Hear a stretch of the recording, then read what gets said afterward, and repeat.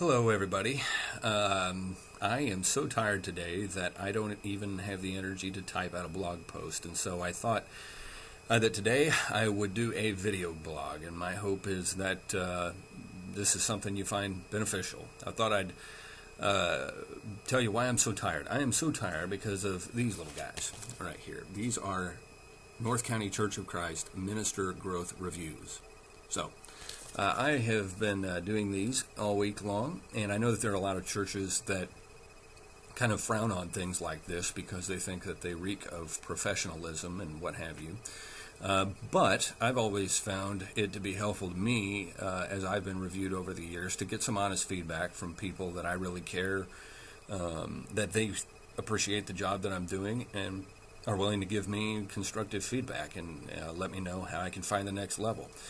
And my hope is that everybody who goes through the review process here at North County feels the same way. And so the intent behind these is redemptive, and we do these as a way of trying to show appreciation to people. It gives me a chance to be able to express appreciation to people, to give them some feedback if there's something that needs to be tweaked here or there. But I wanted to just talk a little bit about those, tell you how we do it, and also encourage you, if your church has nothing like this in place, to start doing this. This is something that, to me, is a part of healthy accountability processes in churches, but probably even more than that. It just keeps communication lines open between people and restores communication patterns between ministers that may have gotten a bit sloppy as the years progressed. When people come into a review, they can be full of anxiety, and a lot of times the reason that they're full of anxiety is because they don't really know what to expect. And one rule that I've kind of just put in place for myself is I don't want anybody surprised when they come in here, meaning that when they get their review, if they experience some sort of critique, I don't want that to be a real shocker to them, nor do I want it to be a surprise to them that I think as highly of them as I do. To me, part of my job as a good coworker to them is to give them on an ongoing basis affirmation when they deserve it, encouragement when they need it, and if there's something that really is out of whack, then they should know that before they get into the room. I should have done a good enough job communicating with them over that period of time. We use an instrument, what's called a minister growth review, and we evaluate people in three major categories: character, competency, and chemistry. Those are categories that came from Bill Hybels' book, Courageous Leadership.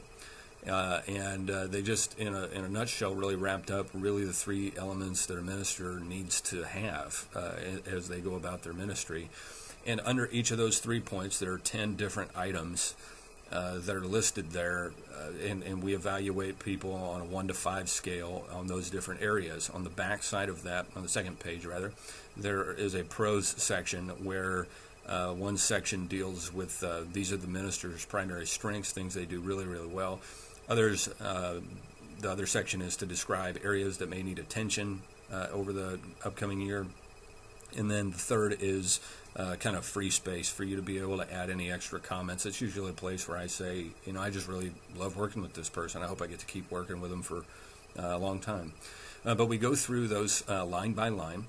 And then, again, the intent behind this is redemptive, and I prefer a dialogical kind of format to where after listening to my feedback, I give them the chance to answer the question, how can I be a better partner to you in ministry, and give them the freedom to speak as openly and as frankly as they'd like. They can say, hey, when you do this kind of a thing, that's hurtful to me, or hey, when this happens, this is really, really great, really helpful to me. I really appreciate how you do this. And there's a little bit of dialogue going on back and forth, because I like to hire people that I can work with for many, many years, because every year that we work together, we get better at working together, and the chemistry of the group gets better. And so I want to make adjustments in my leadership style if I need to. I have obviously core things that are just a part of my makeup and deep convictions that I have, but I need to be open to the feedback that people might have to give me about how I can be a better partner to them.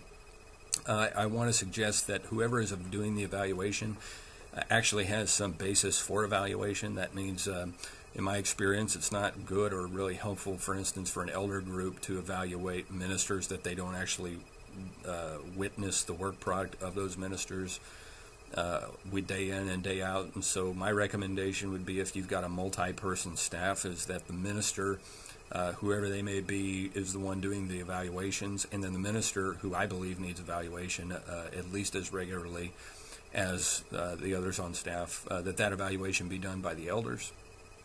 I've always found that to be a very insightful time for me as a minister, because it's important to me, and should be to any minister, that they're able to find the next gear, the next level, find out how to improve, and what people around them see, so that they don't get myopic about how great of a job they think they're doing, et cetera, when everybody around them maybe sees some problems.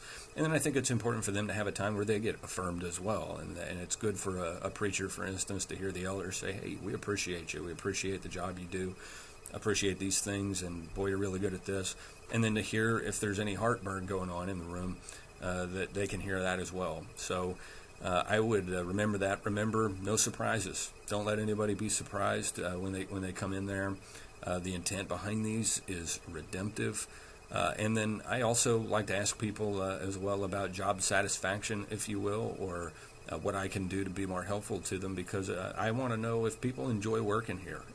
It's important to me that people not just survive working at North County, but I want them to enjoy it. I want them to bounce out of bed in the morning going, "Boy, this is a great place to work. I really am glad I get to do this with my life calling every single day," rather than them feeling like this is some sort of salt mine where humor and fun and ministry comes to die. Nobody wants to work in that kind of a place. And so if a person's really struggling to find the joy in their ministry, I'd like to know that. And if they're enjoying working here and all that, it's good for me to hear too. So again, the idea is that it's dialogical. I think it's important that that some sort of sense of propriety is maintained in terms of there needs to be a listening exercise first for whoever's being reviewed, and they need to listen to that intently, and they need to take the feedback constructively, and if they need to, ask any questions before the other takes place. But I do think that that's an important thing. So remember, no surprises. Keep the redemptive intent behind it. Get a good instrument, character competency and chemistry, make it a well-rounded tool. Make sure that the people that are doing the evaluations actually have a basis for evaluation, because people are going to be more likely to listen to it and implement things if they feel like they're being treated fairly, they're being evaluated fairly by a person who's actually had the opportunity to watch them in action. And then make it a dialogue. Make sure that people feel like they've been heard, and it allows us a sense of how one another is doing, if you will, at any particular point in time. So again, I highly recommend it to you. Thanks for giving my fingers a rest, and hopefully we'll be back in business tomorrow if I can get out of bed in the morning. God bless. Bye.